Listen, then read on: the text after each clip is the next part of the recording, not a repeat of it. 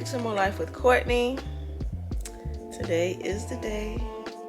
Today is inducing day, induction day, baby day. It is currently Monday, April 3rd at 4:43 p.m. and I just got finished getting dressed. Everything is packed. Brandon is about to put the last bag that I have in the car. My sister is ready, and we are about to leave to go to the hospital in about 15 minutes. Kind of nervous, but everybody has been encouraging me. I know this is what we as women are made for, and it is what it is. So I definitely will be keeping you all updated when we get into the hospital, in the room, and get settled. I will keep you all updated. Sorry I'm breathing hard. Like I said, I just got finished getting dressed.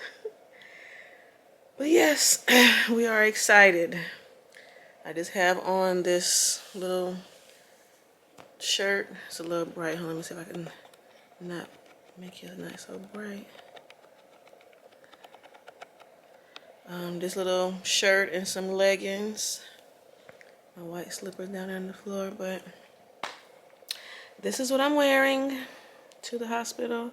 When I get there, I know they're gonna put me in one of the regular hospital gowns. I do have two cute gowns to wear once we have the baby and I've showered, and I can put on something cute. I don't want to wear one of my cute gowns that I bought and it's gonna get all messed up. So I'll wear one of theirs or a couple of theirs or whatever, and then once I'm able to take a shower and stuff, then I'll switch it into one of the cute ones. So yeah, I'll see you all when I see you. Maybe I'll talk more on the way there, on the ride there, but we'll see.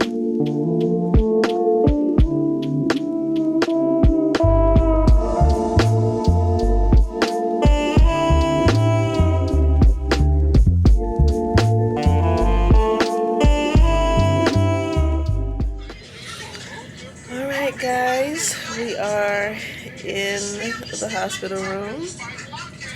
I have been, yeah, he takes up all the sound waves. Alright guys, we are in the hospital room finally, and it is 8:40 p.m. I've been here since 6 o'clock. Had to do some registration and stuff. They have us hooked up to the monitors to monitor baby heart rate. Hold on. Brandon is being a silly Billy. But anyway, I'm sorry. The nurse came in. I didn't want to be recording while she came in. But anyway. What was I saying? The monitors, yes. So I have a monitor for baby's heart rate, monitor for contractions, and then of course my pulse. And then they've hooked me up to the little IV thing if I need to get IVs or whenever. It's already hooked up. I currently have Cytotec in between my gum and my cheek to start the ripening of my cervix. I have a nurse, midwife, and then a doctor on staff right now. My midwife came in and explained the 3 different options for inducing. The first is, I think, Cytodil. No, I'm sorry. The first option was Cytotec, which is what I'm taking, and it's taken orally. Like I said, it's a pill that has to dissolve. The second is Cytodil, which is some type of insertion that goes inside of your vagina that induces and starts the ripening process. And then there's a balloon. I can't remember the name. I'll see if I can put the name of the balloon on the screen. But that actually was inserted into the vagina in the cervix, and it's like it actually opens up the cervix that way. So I decided to go with the Cytotec, which is the pill. that dissolves, and you get one every 6 hours, and every 4 up to 6 sets of 6 hours. And they check your cervix to see how much you dilated every 6 hours, and then depending on where you are, then you get another dose. What was I about to say?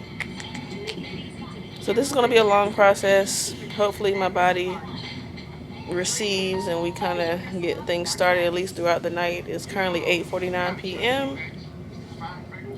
I get to eat, so I'm about to eat a veggie sandwich right now. Pretty excited about that. I got Brandon. Y'all saw him back there, and then my sister Natalie. Y'all know how Brandon is. But anyway, yeah, so they checked me when I first got in. Before any meds, I was a 1/2 centimeter dilated, so that's the baseline. I am contracting. I have been calling them Braxton Hicks, but on the monitors, they said they can't tell whether or not it's Braxton Hicks or a real contraction. They just see it on the monitor, so I'm actually having one right now. So yes, that's where we are right now. It's kind of a waiting game. Once we get my cervix dilated, then we'll go into taking the next step, which is I don't know if she gave me the different options, but that will be another medicine that will get the contractions going once I'm dilated. So that's where we are right now. If I can think of anything else, I'll come back and let you all know. See you later. Alright, y'all, I'm coming with some updates. It's 9:41. I have definitely been experiencing a lot more contractions. They're not extreme, but they're more severe than what I had been experiencing leading up until today. And they're like starting below my belly button and gradually moving up towards my breasts. And they're doing some things. And I have to stop talking. I need everybody to stop talking when I'm having a contraction. My sister been cracking, so I'll talk when you start talking. Yeah, man, you gotta focus. Yeah, but that's what's going on right now. They just took the monitors off. They said baby is doing perfectly fine right now, so I don't have to be hooked up to the monitors right now. But yeah, that's what's happening right now. Brandon's asleep. Oh, sorry, my sister wants to be introduced again because she... Here she goes. Okay,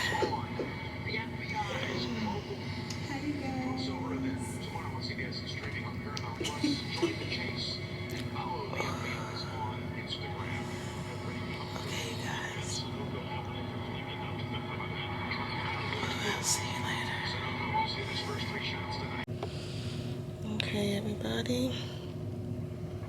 It's currently 1:18 in the morning.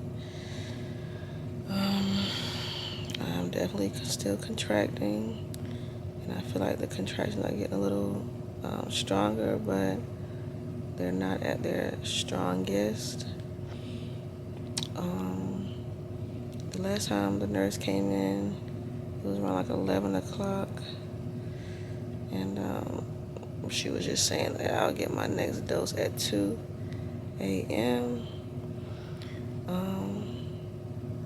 Sorry, I'm having a contraction right now. Yeah, so they are going to give me another dose at 2 a.m., but they're going to put me back on the monitors around that time to see how the baby is, if the baby is affected and how the baby is affected and how I'm contracting as well. I think they'll have me on the monitors for about an hour, I believe they said, just to see how my body is reacting to the second dose. And they won't check to see how much I'm dilated until after that second dose, because they feel like I won't make that significant change from first dose to second dose. So they'll check me after the second dose. So I will check back in at a later time. So the next time they come in is at 2 o'clock. So 2 plus 6 is 8. So it'll be 8 a.m. the next time. Or I guess around 8 a.m. when they'll check me in and possibly see if I need a third dose. Alright, see you all later. Okay guys, it is 3:44, later than what I said I was going to come back for. Basically what's going on is that my blood pressure is a little high still. So I've had to get some blood drawn, do a urine sample, and my blood pressure has been taken a couple of times. It was 142/77, but now it's gone down to 138 over something. I can't remember what she said. Oh, I had a saline IV going. I'm having a contraction right now.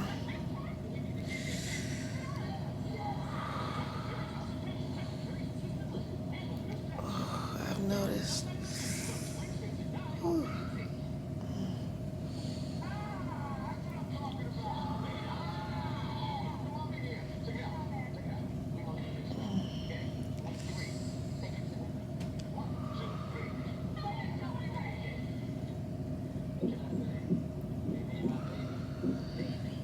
I've noticed that I'm able to manage it more when if at least one of my knees are bent instead of having my legs stretched out. The contractions are definitely stronger right now, but they're happening like every 5 minutes. So the nurse is going to go check with the midwife to see what she wants to do for next steps. I'm going to try to get some more sleep if they don't keep coming in here, but there's a lot going on right now. So I'll update you later.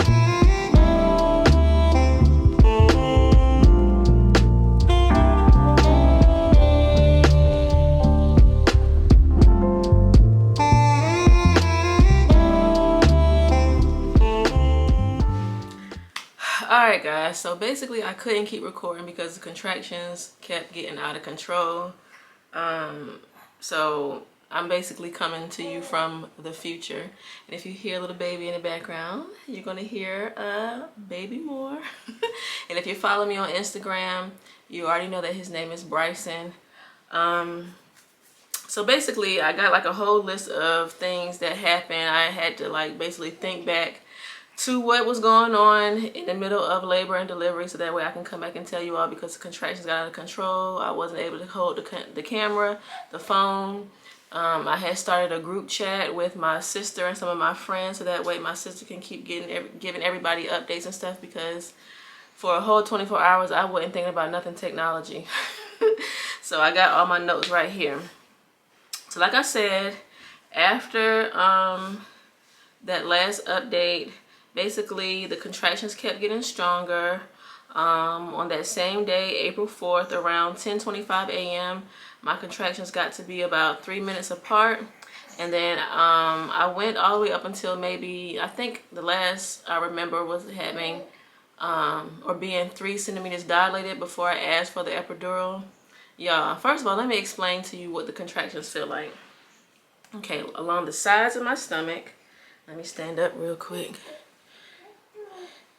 Along the sides of my stomach, it felt like, you know how if you've been running for a long time and you get a cramp in your stomach when you've been running or something like that, it felt like that on both sides of my stomach, but to the extreme. And it was like they were going from bottom of my stomach, raising all the way up. And then along with that cramp feeling, it felt like, you know how when you sit at in the pedicure chair at the nail salon and the massage balls in your back, it felt like those type of massage balls in the middle of my stomach, coming from my belly button going all the way up to my breast. All of that pain at one time, it just felt like that's the only way I can explain it, y'all. It was just something serious. And so if you all saw in the last little clips, like I just used my own breathing methods. I was like just taking deep breaths to get through each contraction. and that's how I was dealing with it. But I went all the way up until 3 centimeters before I asked for the epidural. I told them, you know, I was ready. Brandon was very supportive. Nobody, you know, asked me, were you sure or whatever, because I really didn't go in with an idea of saying I don't want it or I do want it. I just was like, let me go in, see how far I can go, and then see from there. And I went, like I said, up until 3 centimeters.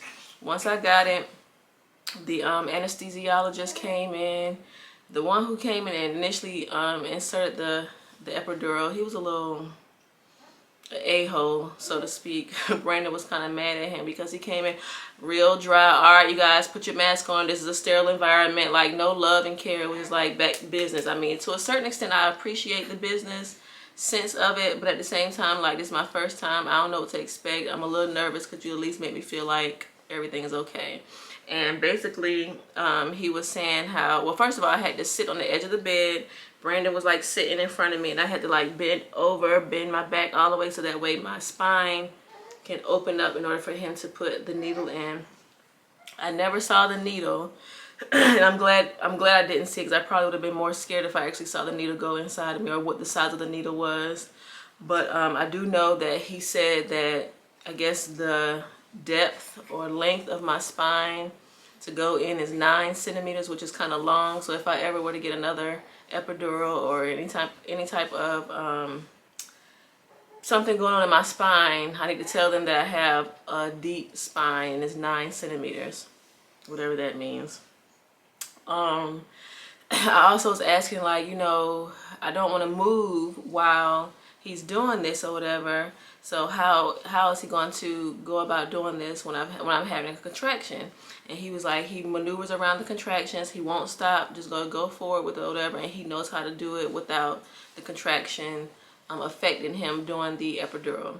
So I went through with it. It took maybe like, for the whole process of cleaning and numbing needle and then actually inserting the epidural, it might have been like 15 minutes. And it took about 15 to 20 minutes for it to kick in.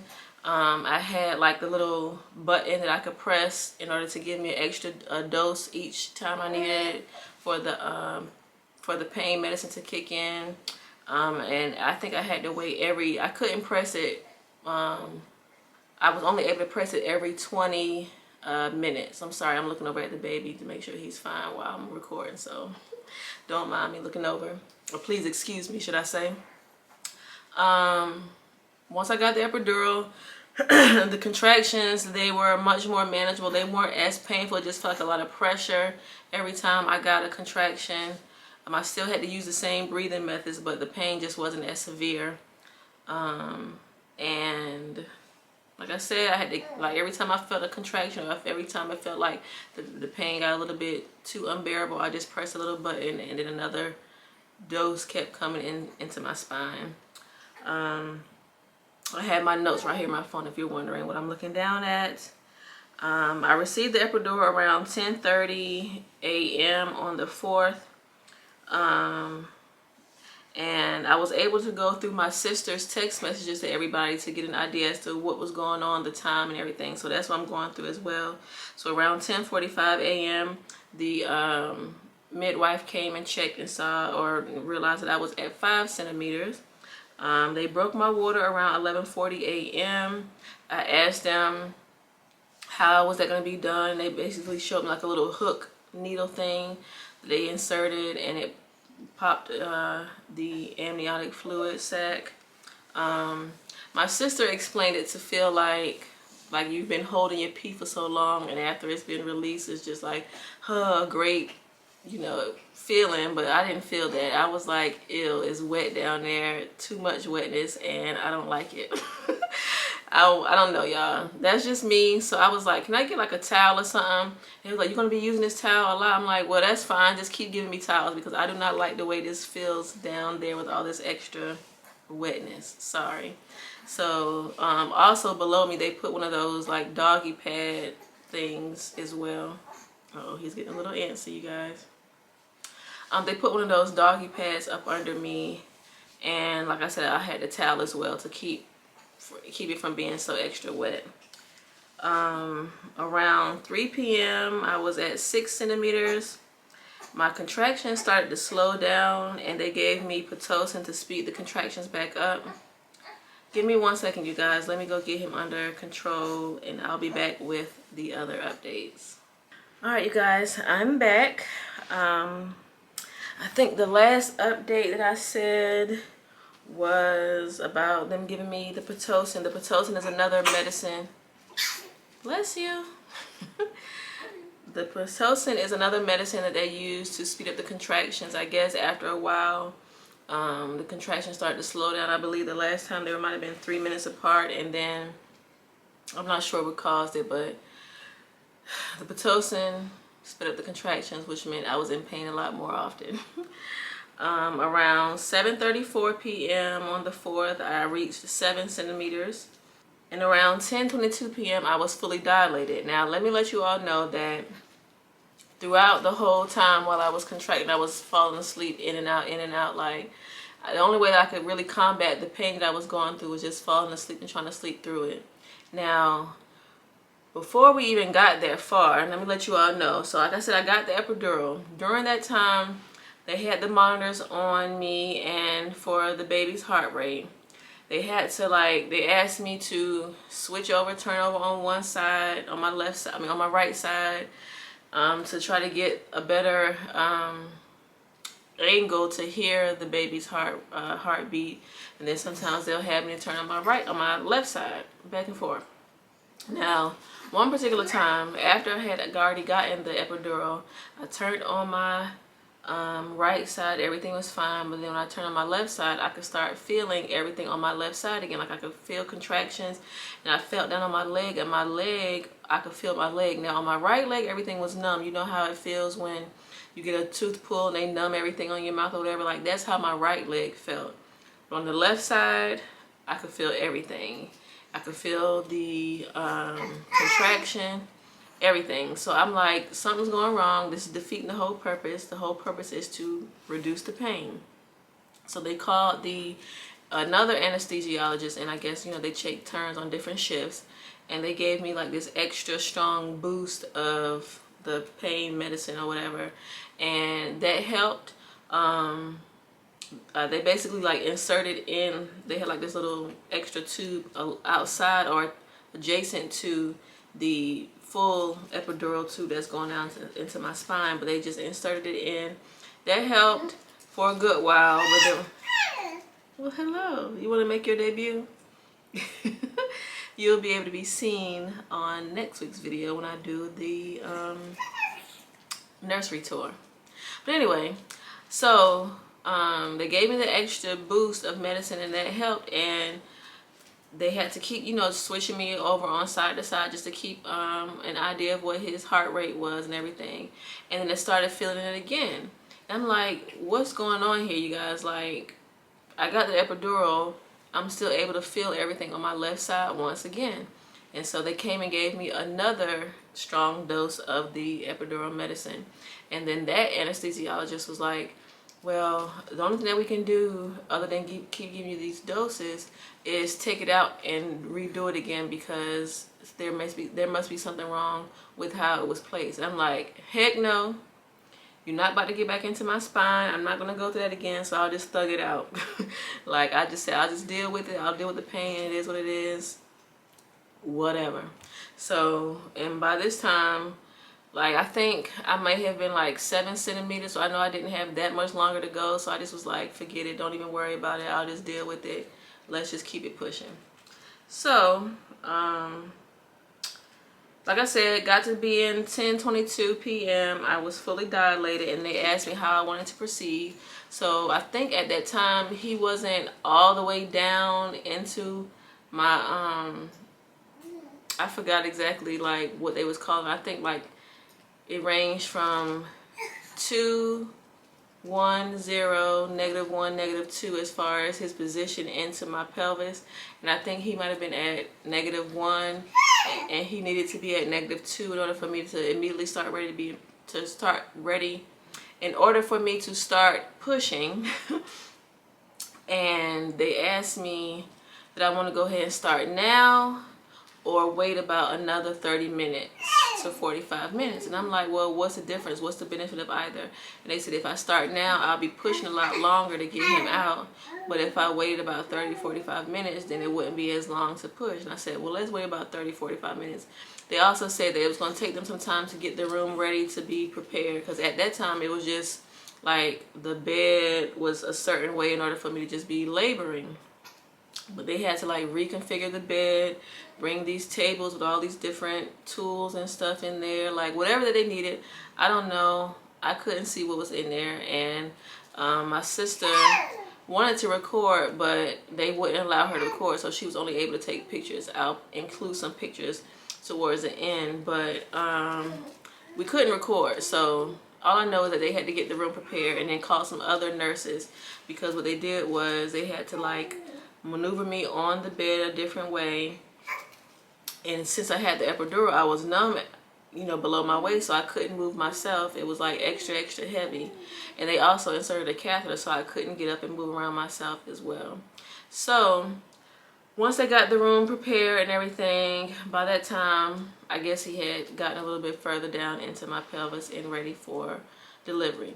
Now, when they explained to me how I would be delivering, or how I'd be pushing or maneuvering or managing delivery, they had me to like lay, well, first of all, I asked them, was I able to lay on my sides in order to push, or did I have to lay on my back the entire time? And they actually said that I was able to lay on my side, back, and other side as well. So how they explained it was, for each contraction, I would push 3 times, 10 seconds each for each push. And when I did push each time, I'm pushing like I'm boo-booing, basically. Like, that's what it felt like as well. Like his pressure of his head down on my what is it called, my colon. Sorry, I'm still having pregnancy brain. The pressure of his head on my colon made me feel like I had to use the bathroom. And so, but they told me when I'm pushing as if I had to use the bathroom. So I would push and hold my push for 10 seconds. Do not blow my breath out. Just hold it like for each set of 3 for 10 seconds each contraction. And so I did that 5 times on the left side, 5 times on my back, 5 times on my right side. Same thing, 5 times on my back, and then back and forth or whatever. And I started pushing around 11:23 p.m. on April 4th. Pushed for about 2 hours. I know at one point in time when I was pushing, his head was out a little bit, and the midwife asked me did I want to touch his hair, because they said that he had a lot of hair. I knew he had a lot of hair from one of our sonogram pictures. I touched his hair, but I didn't really want to. I'm like, ew. I'm like, y'all, I don't want to touch it. And my mom saying this, but I didn't want to seem insensitive, so I went ahead and touched down there, touched his hair, and I'm like, ew. That's how I did on the sheet. I was like, I don't want to. I don't like the way this feels. But anyway, did that. What else I was gonna say about it? My brain just went blank. I forgot. But anyway, did all that, pushed for 2 hours. Oh, really? And I know my sister said that his head started peaking around 11:54 p.m. But I pushed for 2 hours, and he was born at 1:32 a.m. on April 5th, 2023. I'm gonna post more pictures if I haven't already posted pictures throughout this whole story. Posting pictures of how everything went. It was just an amazing experience. I can't explain it, like, other than what I just did. Like, all I know is that when it got time for me to start pushing in between each contraction, I was falling asleep in between each contraction. They'll wake me up, or the contraction itself will wake me up, and they wanted me to tell them when I got each contraction. They had the monitor up. The monitor could show them when a contraction was about to happen, but I actually felt it before they saw it on the screen. So they just depended on me to tell them when I got a contraction. and each time when it was time to push, Brandon was on one side, the nurse was on the other side, and the midwife was down ready to catch. And then my sister had the camera taking pictures of everything. And so like Brandon would hold one leg, the nurse would hold one leg, and I'll have to put my hands like inside my thighs, bend over, and push each time. But it was, y'all, all I can say, it was a whirlwind of an experience. That's the only way I've explained it to so many people. Like, it was a blessing. I didn't want any music to be played. I had 2 different playlists prepared and didn't want not one tune to be played. They were like, you want some music, set the mood? I'm like, no music, silence. I need everybody to be concentrating. Let's get this baby out right now. It was so funny. But I didn't want none of the frills and cupcakes and sprinkles and stuff. I was like, let's get the business now. But yeah, so that's basically what it was. After I gave birth, I did the delayed cord clamping. They didn't clamp the cord until I think she said she waits about 5 or 6 minutes before she cuts or has the umbilical cord cut. Brandon cut the umbilical cord. It was so fun. I was like, it was great to see his experience, his face. He was so into it, like, all right, babe, come on, push. He was so excited, just all into it. I'm just like, thank you for being so supportive, because I didn't know what the heck I was going to be going through. We were in that labor and delivery room for 2 hours after delivery. That's when they took his weight and length and checked all his vitals and stuff, and his APGAR score. I think I can put it up on the screen as to what APGAR stands for, but basically it's like checking all of his different vitals from a range of, I think, a range of 0 to 10, and they did it twice, and he had a 9 both times that they checked his APGAR score. He didn't cry. They were like, it kept sucking the stuff out of his mouth, and he's just looking at me, big eyes and bushy tail, like, I'm here, mommy. But he didn't cry. At first I was like, is everything okay? And they were like, it's fine. He's just not a crier, which I can kind of, you know, that's kind of evident now. Like, he doesn't really cry now. He only cries when he needs something specifically. But, what else can I tell you all about it? Okay, so after the 2-hour time frame, he got his vitamin K shot and whatever other shots, I can't remember.